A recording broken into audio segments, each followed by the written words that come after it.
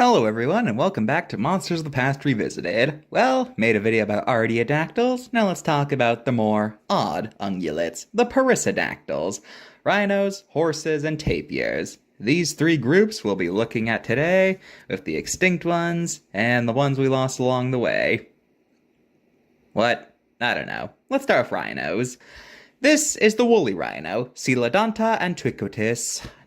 Native to Ice Age Eurasia, this guy, as you can tell by the name, was like the modern rhino, but covered in thick, shaggy fur in order to keep warm during the plummeting temperatures typical of this time period.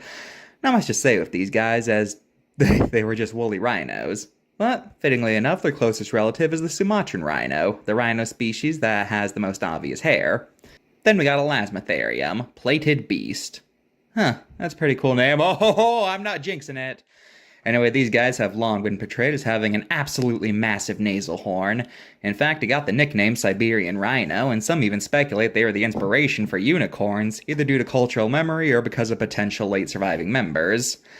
But the thing about this is that despite always being portrayed in media with a large nasal horn, we've never actually found any horns of them. It's always just been speculation. Because of that, in recent years, some have speculated that they didn't even have a horn in the first place and instead had a bump on their snout that it would use to inflict blunt force trauma. Yeah, sometimes reality can be kind of disappointing. Teleoceras was a North American rhinoceros that was notable for... just look at those tiny little legs! That's adorable! Big body, tiny legs. I can't stop looking at this guy. It's just legs! Teeny tiny legs on a rhino. Teeny tiny legs. Okay, that's enough. Let's stop bullying tiny legs. Diceratotherium had 2 horns. Yeah, 2 horns. Cool. Actually, you've probably heard 2-horned rhino and thought I was talking about someone else. Well, my dear viewer, you probably thinking of Aristanotherium. And I can see why, but there's an issue here. This guy wasn't a rhino. Yeah, it looked like a rhino, but it wasn't part of the family, and we don't even know if we can actually classify it as a perissodactyl. So yeah, these guys are cool, but they're not valid for this video. Next up, we got a big boy, Paraceratherium. Yeah, I finally learned how to say it, sue me. Paraceratherium was massive, being one of the largest terrestrial mammals ever. Best way to describe him? Imagine if a rhino and giraffe had a baby. Now, there used to be another huge rhino giraffe called Ungulates, which is what got all the attention in paleomedia, but it was eventually determined that they did not have enough of a distinction to be a different genus, so they were reclassified as Paraceratherium, meaning that became the name of these guys going forward. So yeah, one of the biggest land mammals was a rhino. How cool. Now let's talk about a family that looked like rhinos, but weren't actually rhinos, but they were perissodactyls unlike Aristanotherium, so they will be discussed. These are the Brontotheres, thunder beast. They lived all throughout the northern hemisphere and had horns on their noses, but these horns are more similar to those of a giraffe than a rhino's horn. So they're a lot more blunt and things like that, and curved at the edge. You know how it is. Like imagine if a giraffe's horn was kind of twisted in a way and was put on the horn of a rhino. Yeah, I don't think I'm getting this clear enough. Whatever. The most famous Brontothere is Megacerops from North America.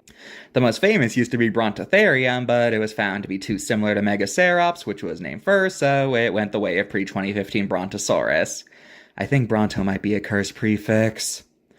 Now moving on to horses, these guys are interesting because horse evolution is pretty well documented. They started out as these tiny creature guys like Eohippus and Propalotherium before they grew up into the shapes we see today. Horses used to have a much bigger global range, but eventually they disappeared in the Americas a few thousand years ago. But of course, feral populations of domestic horses have since taken their place. Now, when it comes to extinct horses, there's one guy you often see talked about in conversation of recently extinct animals. That sounds kind of niche, but I swear it's more common.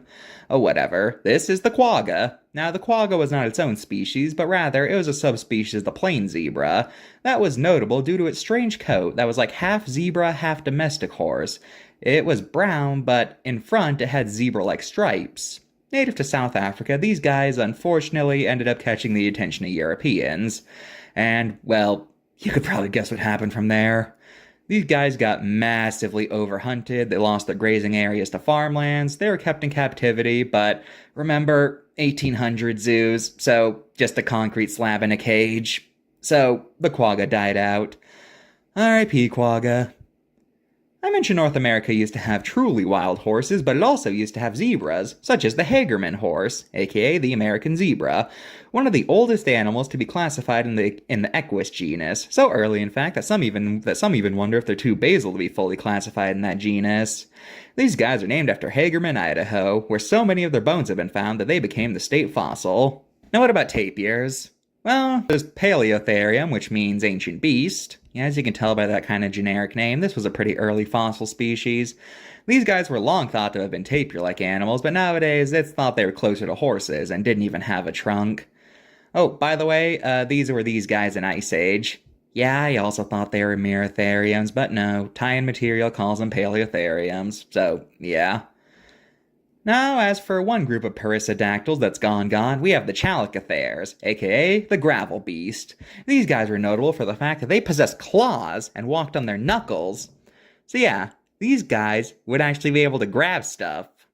It's thought they had a similar ecological niche to guys like the giant ground sloths or the gorilla, being a large knuckle walker that grabbed at plants and then ate them. What?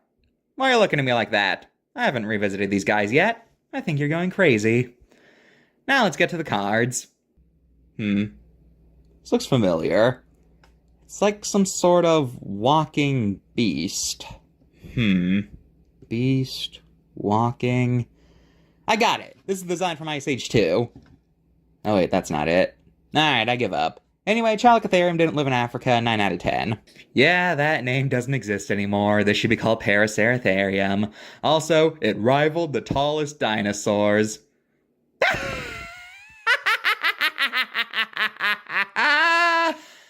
On the back, it mentions that no predator would ever attack one that wasn't a baby, but we've since found adults with bite marks from large crocodilians. Now, you can debate if this would be consistent predation, but it's still something worth noting about. Also, some people think that Para would have had a trunk like a tapir, but that's not fully proven yet, so you can debate if that counts as an error. 6 out of 10.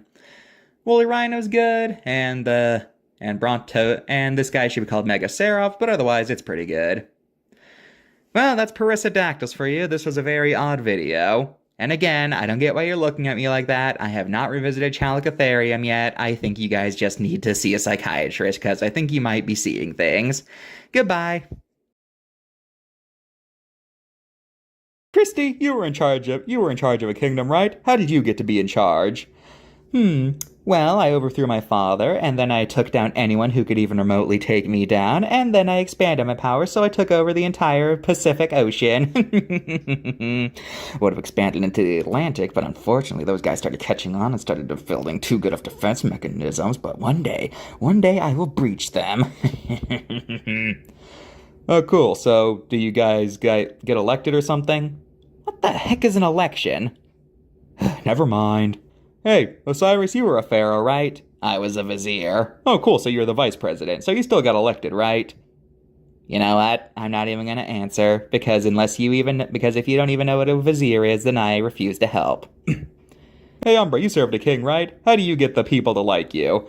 Maybe don't kill your brother in his sleep and then have everyone who even remotely has an issue if you executed. So don't kill a family member then, because Christy kind of told me the opposite, and I still have an election to win here. What the heck is an election?